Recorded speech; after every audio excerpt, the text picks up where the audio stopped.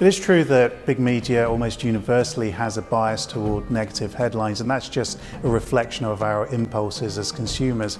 It is also true that there are far fewer positive stories about places like Africa, Asia, than there are about the US or Europe, particularly in the financial pages, and that's a reflection of the tiny amount of airtime or column inches given over to developing countries in the media.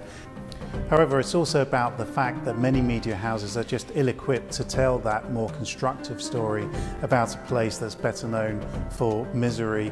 After all, when you think about it, a more constructive story requires a more sophisticated narrative. The wall of evidence is that much higher. After all, no newspaper, no editor wants to look naive. Do you know which is the best performing stock exchange this decade? It's a place better known for poverty and war. It's the place where US drones were bombing in search of Osama bin Laden. Pakistan has beaten every single stock exchange in the world this decade. But that's not a story that you'll read very often in the media.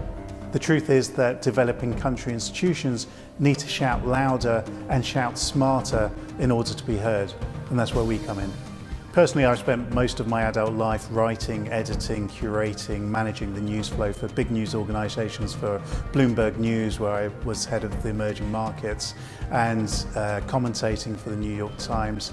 I'm the editorial director for two very relevant emerging market institutions, and I speak at high-profile events and conduct interviews and webinars. And what all of this activity means is that we have a very highly influential network of people, of journalists, investors, that help us to keep on top of the news and understand what journalists need. Very often we know what journalists need before they know it themselves.